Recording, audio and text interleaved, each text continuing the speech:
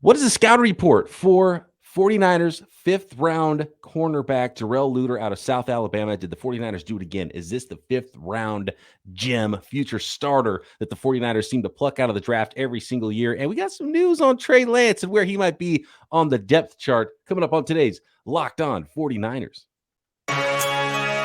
You are Locked On 49ers, your daily San Francisco 49ers podcast, part of the Locked On Podcast Network, your team every day.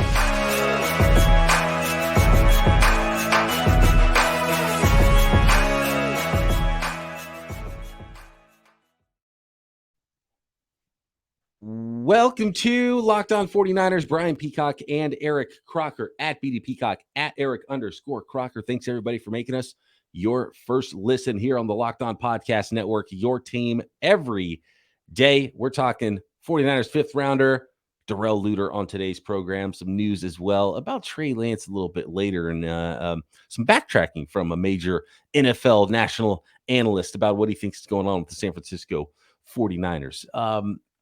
And Croc, I think you want to address something right off the bat too about some prospect comparisons that you were making on the podcast. Got some listeners up in arms about some of your comparisons and how we were talking about some of these prospects that the 49ers drafted. Yeah, I think when you mention certain guys, they assume that you're comparing this guy to that guy. So when I bring up, like, Jamar Chase, he does this, but then he does this extremely well. And then I'm talking about Bell, and they're like, oh, you're comparing. Why are you comparing Bell to Jamar Chase? I'm like, wait. No, I'm not. I'm trying to explain why one guy is a 7th round pick and one guy is either the 5th overall, or in the case of Deebo Samuel or Brandon Ayuk, a guy that's going in the late 20s or early 30s, like just kind of the difference between like why is he going where he's going, and some of the things that I feel like he's missing. And then we were asked to compare him to other guys, which I thought we did, right? We compared him to just talked about him in the sense of a slot, kind of more of a Jawan Jennings type guy, like Kendrick Bourne we talked about. Yeah, he's a different type of receiver. We talked about Kendrick Bourne and some of the things that Kendrick Bourne brings to the table, maybe not being the fastest guy, but how he worked his way onto a roster while not being a great special teamer. So we mentioned Bourne, and we were asked to compare him to Trent Taylor. So you look at Trent Taylor, and one thing I feel like people forget about Trent Taylor, he was a monster at La Tech. And this is without me looking at any numbers, but just remember going back, I think he was like a 1,600-yard receiver. And 130 catches or something like that last year. And then when he went to the Senior Bowl, and just everybody that lined up against him in the slot, he's just destroying guys in the slot. So Trent Taylor went late because he wasn't the fastest and he was small on top of that. But how he won and where he was going to be consistent with winning was extremely clear. All right. So when Trent Taylor came in and was catching all these slants for first downs from Jimmy Garoppolo and doing well, then he's returning punts. Well, none of that was a surprise because it was like, well, he consistently won that way. And I think with Bell, with the prospect that he is, we're trying to figure out what's going to be his niche at the next level. And because he can't hang his hat on one thing, even if he has certain things where he struggles at, then how does he overcome this? I personally would not have drafted him. I even brought up A.T. Perry, right? Where I'm like, if I'm going to take a flyer on a guy, well, I would have drafted A.T. Perry 6th round over Bell in the 7th. Now, Bell might be great, and he has the right mindset. He's a terrific blocker.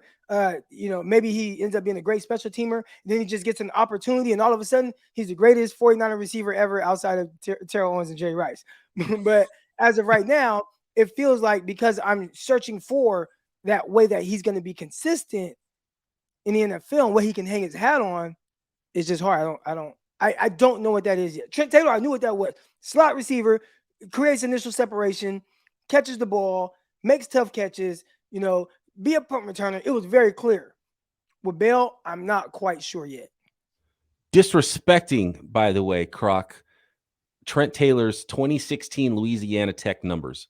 136 receptions, 1,803 yards, and 12 touchdowns as a senior at La Tech. He was going crazy. I said 133 catches. Okay, 136 and a couple. I shorted him a couple hundred yards. I mean, he had a terrific year. He was like their guy. The year before, too, his junior year, 99 catches, 1,282 yards, 9 more touchdowns. As a sophomore, 64 catches, 834 yards, and 9 touchdowns. So we're talking red zone production here as well, because this isn't a downfield guy who was catching a lot of deep passes down the field. He was, he was that same guy was in the NFL. Third down weapon, go 3 wide, slot, and like he had the quicks to separate underneath. So I don't think there's any comparison at all between Ronnie Bell and Trent Taylor. They play different. They can kind of both play in the slot. I think that will be his role, but yeah, the way they move, the way they played, very different. In fact, I think Trent Taylor's third best season in college football, his sophomore year, was still better than any season Ronnie Bell ever had. Right. Now we are talking about La Tech, so you're They not were spread, yeah. Big Ten, but yeah, you're going to catch a lot of passes. I think they had another receiver that was good at that time, but he wasn't Trent Taylor. Trent Taylor, he went 5th round, and that's things too. You can kind of figure out why a guy goes a little bit later. He went 5th round. He's just small and didn't run a great 40 time. But the production, the ability, and a clear vision on, hey, what we can do with this guy day one, he was always going to be that. And fun fact, Trent Taylor's little brother went to, guess what school? University of Arkansas, Monticello. Hey. Wow, okay. Yeah, went to my college. He was there after me, but Carlos Henderson was the other receiver. He had 1,500 yards the same year. They were chucking it all over the place. Receiver there, yeah. And Trent Taylor's still in the NFL. Still, again, when you have a niche, even if he's not catching a lot of passes for the Bengals, hey man, I could be y'all punt returner. So, as it pertains to another 49ers draft pick here, Croc, Darrell Luter Jr., the cornerback out of South Alabama. Are we comping him to Jalen Ramsey, Deion Sanders? What's the comp here for Darrell Luter? I was thinking more closer to Darrell Revis.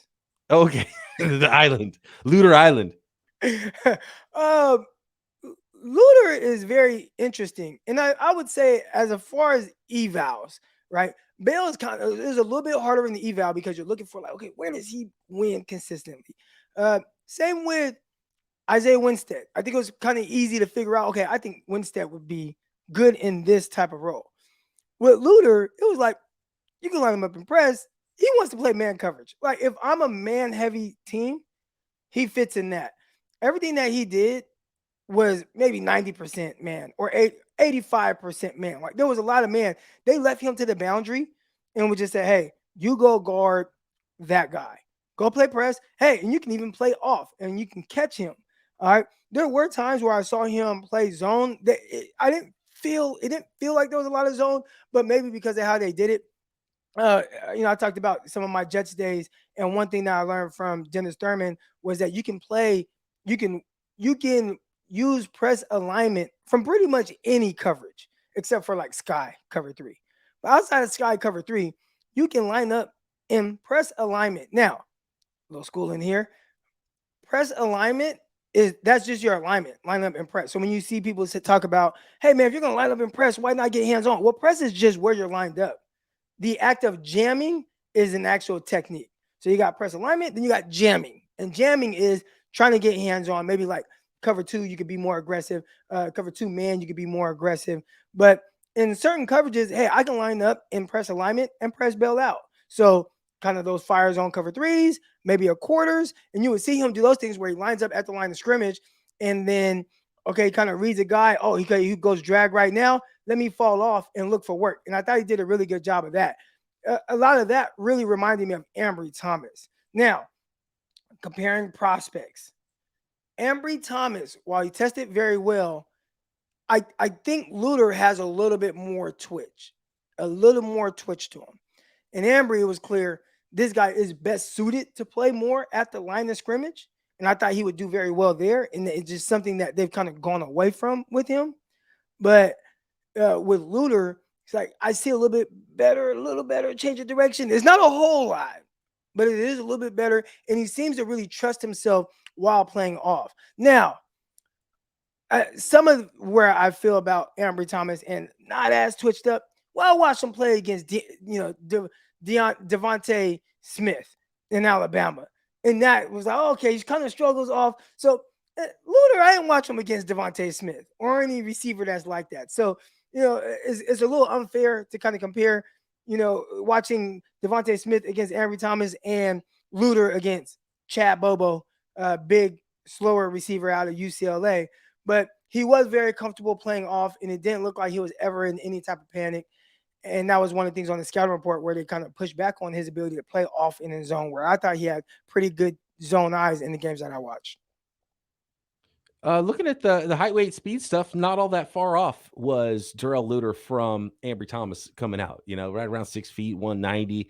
Darrell Luter, 5'11 and 3/4, 7/8, just a hair under 6 feet, 189 pounds at the combine, ran 4.46, a nice 10-yard split, 1.54 on his 4.46 40 time, a 40.5-inch vertical jump, 10.3 broad jump, 4.43 in the short shuttle, 6.90, which is really fast in the 3 cone for a little bit of a longer limbed corner, and it's the arm length and the wingspan. Crazy arm length. Something that you really notice and jumps out to me on screen from Darrell Luter. 32 and 3/8, 32 and 5/8 arm length. That is pro day. They measure it slightly differently. So, 32.5-inch arms, basically 10 and 3/4, 10.25-inch hands, which are really big mitts. Huge. And so you see those long. Beckham has huge hands. So. Yes. Oh, absolutely. Yeah. Similar for Odell Beckham. Helps catch the football and helps you get that little extra finger in there to break up passes. Okay, more on Darrell Luter Jr. What are his strengths and weaknesses? What's his role for the San Francisco 49ers as a rookie? Where could he end up on the depth chart? And does he play to those workout numbers on the field? Next. Today's episode is sponsored by BetterHelp Online Therapy. How much time do you spend on yourself in a given week? How much time do you spend on other people, right? And how do you balance those two? Do you spend any time on yourself, or is everything job, working for everybody else around you, and you never take time for yourself? It's so easy to get caught up in what everyone else needs around you and never take a moment to think about what you need from yourself. But when we spend all of our time giving, it can leave us feeling a little stretched thin and burned out. Therapy can give you the tools to find more balance in your life so you can keep supporting others without leaving yourself behind.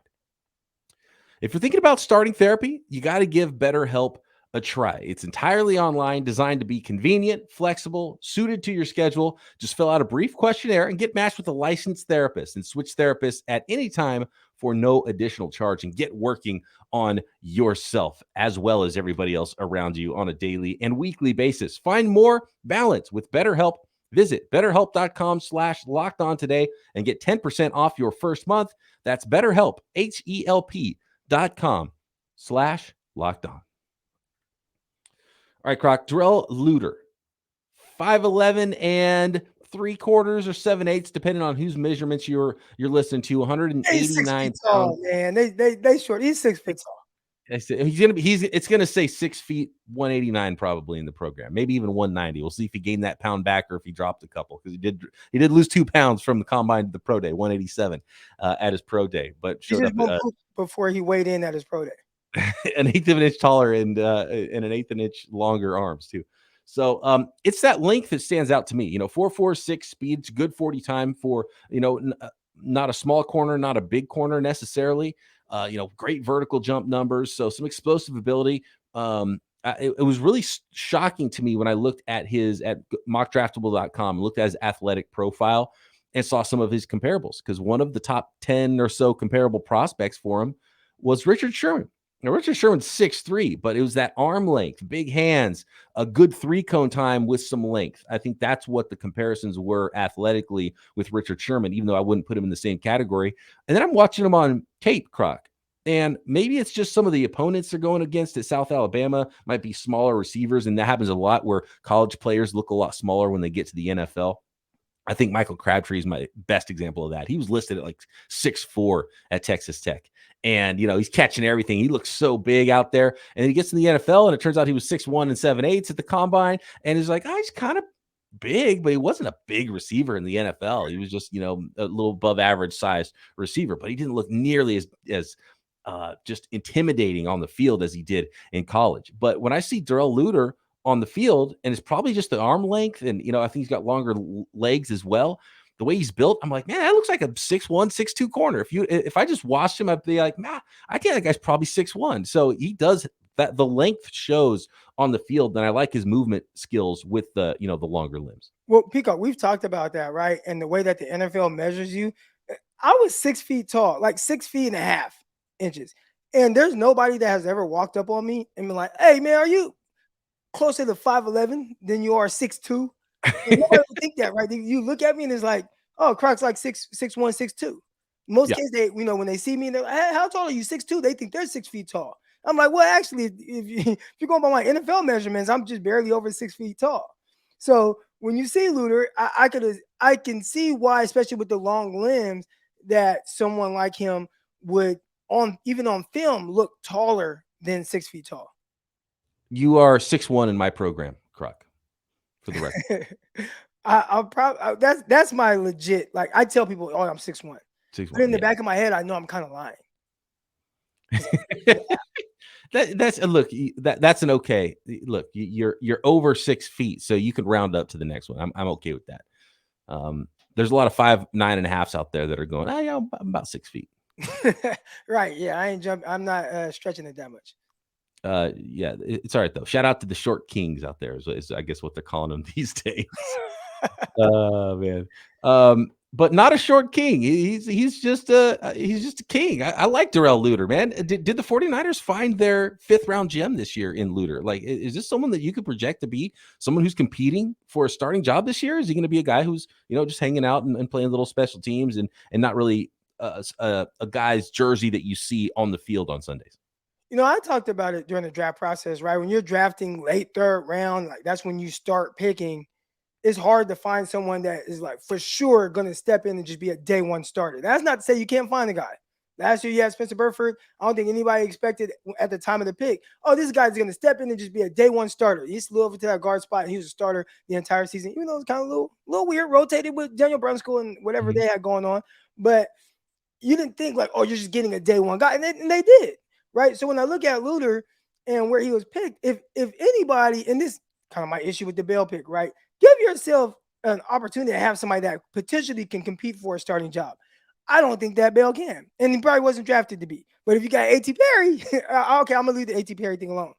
But when it comes to Luter and you watch kind of some of the things he does, I could see a very realistic scenario where, hey, we got our starter at corner right now. We like Diamador Lenoir. Ambry Thomas has started games for us. Samuel Womack, he has a lot of ability and versatility as well. But you got a chance to legitimately beat those guys out. Now, bold prediction, I think he will start this year.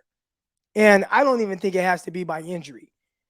I think he'll start to catch on, and he's in the same kind of tier as those guys as prospects, and maybe even slightly a bump up, because when you look at like Diamador Lenoir, he's taller, he's just as fast, change of direction is really good, right? Maybe he's not a slot defender, but when you look, and I'm talking about Luter compared to Diamador Lenoir, it's like I could see a scenario where he ends up kind of just being better. Now, Lenoir ain't gonna give it up like that. He called himself a hyena. Here's a dog. He's had to really work to get on that roster and be on the field. He had to go through a lot of adversity of playing, then not playing, and then another guy playing over you, and then and then injuries. And then I'm playing in the slot. Then okay, move me outside, and got bombed on a couple times late. Came back in the playoffs, made multiple interceptions, big time plays. So clearly, Diamador Lenoir is not going to just give up his spot.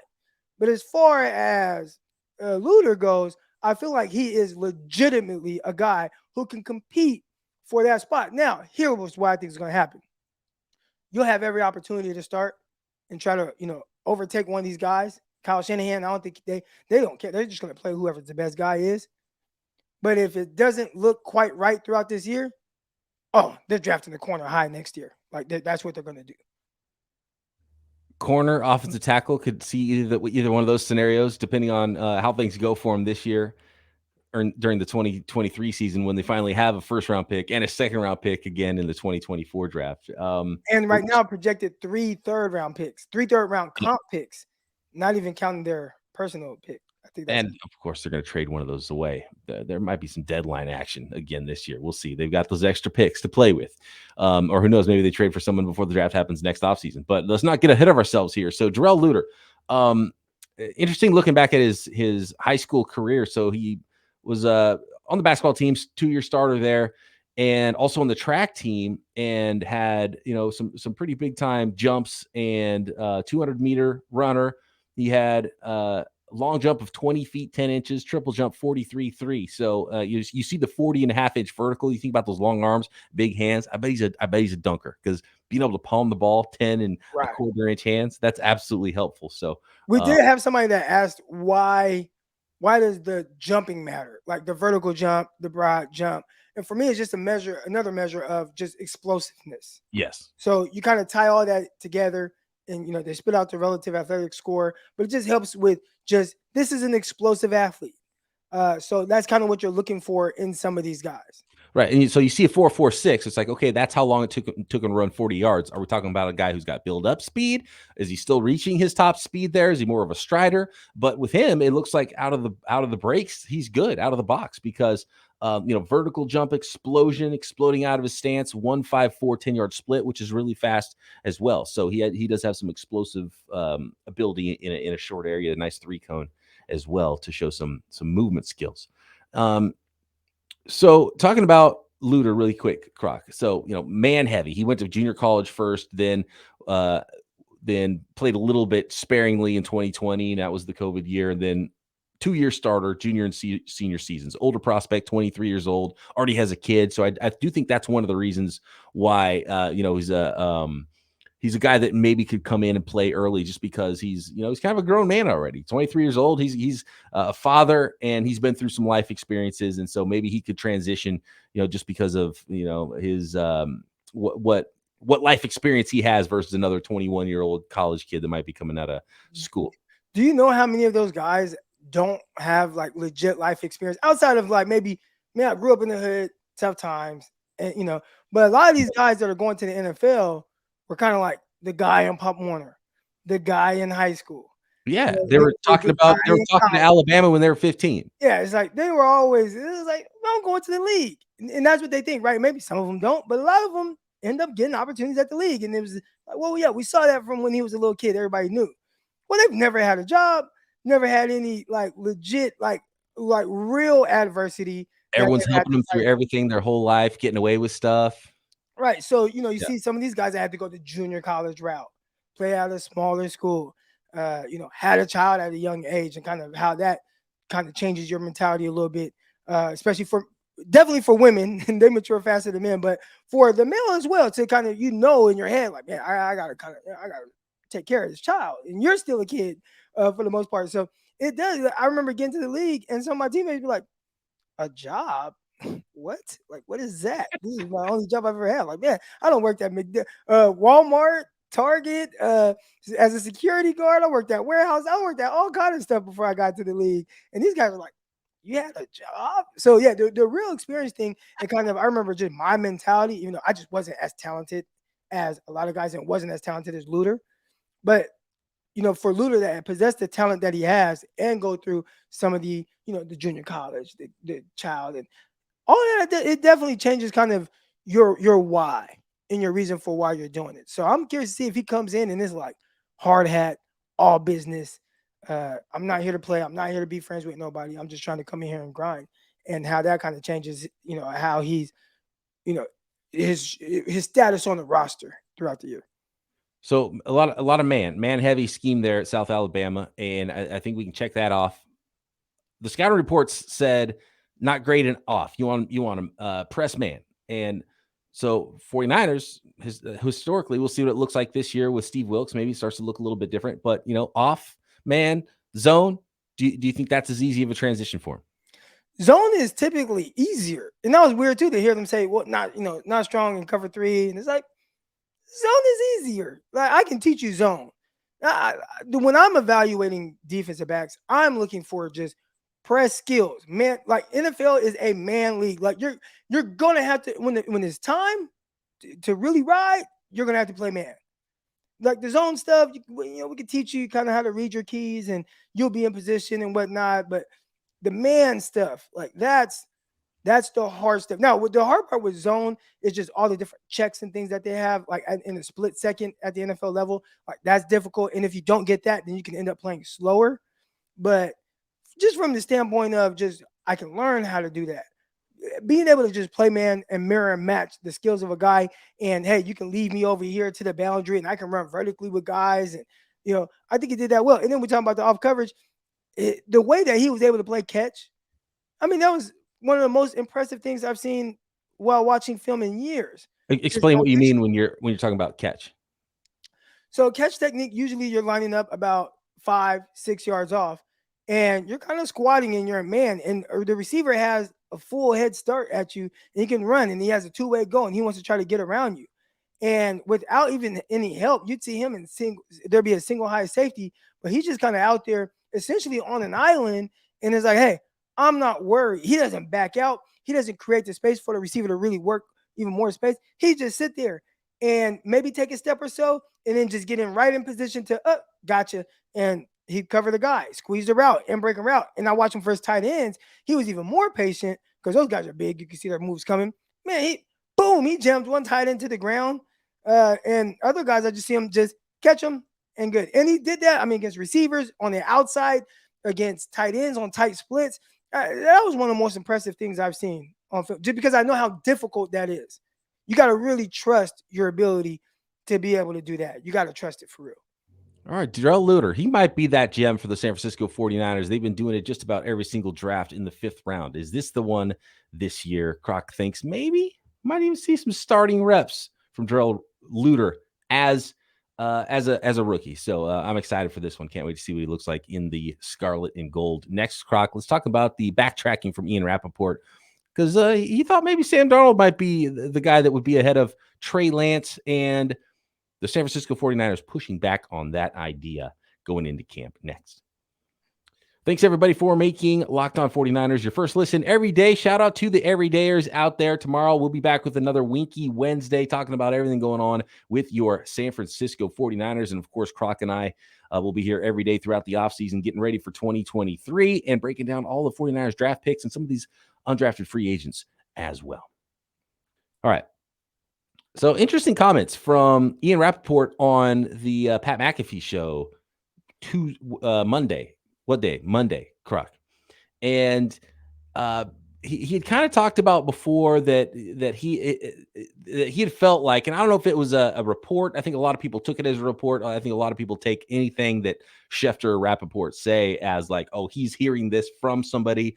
This is a report because that's what the team thinks. That's, And isn't that what they do? I thought that's what they do. That's what they mostly do, but I think there's sometimes insider, right? Like, isn't that what he is? He's an insider, yes. So you get the scoop from inside the building. And I've always took their work, like when they say things, I'm like, you gotta be hearing that.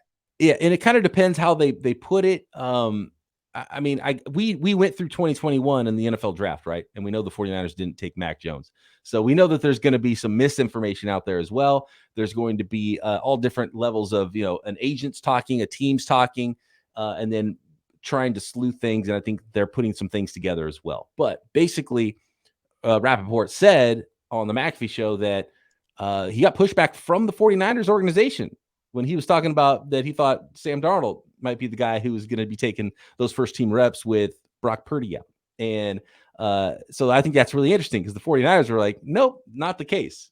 So that's his report now officially that the 49ers are essentially saying Trey Lance right now is QB1 with no Brock Purdy. Right. The way they responded was, why are you skipping over Trey Lance? Yeah. Where are you getting that? Why would you say that? Yeah. And then his response on the Pat McAfee show was just Trey hasn't played, don't know who he is or what he is. And it's true. Like, I get it. But my whole thing was I thought he was hearing it. So that's why these reports are coming out. Right. It's just his opinion, which is very understandable. If I was on the outside looking in, hey, Sam Darnold, and we've talked about it, he's had some bad situations in the NFL. I mean, even going back to the last year at USC, bad situation, get drafted to the New York Jets, bad situation. You go to the Carolina Panthers, bad situation. And then last year, after the whole thing with Baker Mayfield and it being a competition, but not even really a competition, that you have to bench and then trade Baker Mayfield away. And then he gets a chance to play. And it's like, hey, they finished the season strong. And I think people are excited about that. But overall, there's been a lot of bad with him. And they're thinking, I would assume, a guy with his type of talent and ability, which is why he went number 3 overall. Hey, man, all that stuff is in the past. He's going to a great organization that has a terrific leader in Kyle Shanahan with a lot of weapons that really help make it a little bit easier to play the quarterback position. So if there's any place where a guy who has played a lot and a lot more than Trey Lance and has high-end ability, which he does, not Josh Allen ability or anything like that, but, best thrower in 49er history, according to Mayoko, right? This is the perfect situation for a guy like that. So that's why I feel like a lot of people are putting him over Trey Lance. It's just an afterthought. He's going to beat out Trey Lance. I love the underdog. So and it's weird to call a number 3 overall pick in Trey Lance an underdog. But right now, I'd say in this scenario where you got Brock Purdy, that whole thing, you bring in Sam Darnold, everybody's saying he's going to just play over you right away. Lance kind of the underdog. And I'm just curious to see, how does he respond to all that? It seems like he's made up of all the right stuff. He is. But you got to go out there and you got to be good and you got to play good. And you got to instill the same level of confidence in your teammates as Brock Purdy has. And can he do that in the offseason, or at least to the extent of, at the very least, I'm the backup quarterback and not just this third string throwaway quarterback who let Sam Darnold beat him out. Right. Trey Lance has to at least make everybody aware that it sure as hell isn't going to be Sam Darnold that's playing quarterback as long as Trey Lance is healthy. And maybe even take that job away from Brock Purdy. So I can't wait. And look, to be honest with you, where we're at right now, Croc, is where we should have been and where it seemed like it always was. And maybe we should just stop listening to the outside noise, because we talked about on the show. We're like, it doesn't make sense. Like Sam Darnold, like he had a couple good games. Sam Darnold's most recent game, by the way, in that 6-game stretch, his very last game with the Carolina Panthers, 5 for 15 passing, 0 touchdowns, 2 interceptions. It was like he threw this really awful interception too, where he's like tossed. They leave that out. I mean, dude, he had 3 touchdowns the week before, which is doing a lot of the work on his stats for those 6 games. And they went 4-2, but they're leaning heavily on the ground game. And, they weren't like, hey, Sam Darnold, go win us some football games. So, like, the whole Sam Darnold thing was just really weird that people thought that he was immediately ahead of Trey Lance, because it just never made any sense. And, like, how could I think it doesn't make sense though, Peacock, because they don't know who Lance is. I mean, I would rather not know that you're terrible, because we know what Sam Darnold has been. He's played 55 games and averaging 2 turnovers a game. It's like we already know what Sam Darnold is, and it's bad. No, so I would take the unknown of the younger player that you're still developing when there's been some good tape out there. We know a little bit about Trey Lance, and there's no evidence to like, oh, this guy's garbage. Terrible, right? I think it's like credit, where with credit, they tell you it's better to have kind of bad credit than no credit. Which is a lie, first of all, because you can build up good credit quick and you can't get rid of bad credit quick. Right. Yeah, so I'm curious to see how that's probably going to be one of the more intriguing storylines throughout this entire offseason, at least on the West Coast. Just Sam Darnold, Trey Lance, what do they look like? Because right now they're going through things. They're throwing the ball. It's just probably just on air. Hey, got this bang 8, got this slant, got this deep out. What does it look like? They're doing those type of things. And then soon they'll have a mini camp. And then you get to see kind of like live action and really hear a lot more about what's going on and what it looks like, and kind of the snaps and who's taking more first team snaps. Does Sam Darnold, how's he look throwing the ball? Does Trey Lance look comfortable? Because here's the thing. And all we have to go off of is because we just don't know. But if Lance starts to look comfortable, it can get tricky for a lot of people. Dude, and the 49ers know a lot more than like us or Rapoport. Rapoport wasn't at training camp watching all the snaps from Trey Lance. So like, we can say, oh, we don't know because we haven't seen enough games from Trey Lance. But the 49ers have been around him for 2 years. They've seen him in practice. They know how he's wired. And that will go a long way into what sort of opportunity he gets this year. But obviously he has to show a lot more, and preseason is going to be huge, and can't wait for practice box score season, where we hear about what the completion percentages were for these quarterbacks in practice, which is always fun. But it's going to be another one of those. It's going to be Lance versus Blaine Darnold Gabbert and Colin Kaepernick all over again. Yeah. Oh, geez. Yep. That's where we're headed. It's so fun. I like the off season sometimes, but sometimes it gets a little old. That's why we're going to be talking more about draft picks than Trey Lance and Sam Darnold here on the podcast. But it's like clockwork. Is kind of like clockwork. Once a week, there's a quarterback story that surrounds the 49ers every time. Next week, there's going to be another one. I don't know what's going to be, but there's going to be another one. It's going to be about Sam Darnold being at the game with 49 players. And where's Trey Lance? Oh, yeah. Where's Trey Lance? He's not. He doesn't. Does he have a hat that says the boys? I don't know. I don't know if he's part of the boys. He's not part of the boys. Can't sit here. Was that not Happy Gilmore? Forrest Gump. Forrest Gump. Yeah. Can't sit here. Can't sit here. Can't sit courtside with us, pal. Oh, man. All right. Thanks, everybody, for making Locked On 49ers your first listen every day here on the Locked On Podcast Network. Croc and I breaking down all the prospects. Got a little Winky Wednesday tomorrow. And let us know if you want to hear something about a specific prospect that the 49ers have drafted or signed post-draft coming up on future episodes of Locked On 49ers.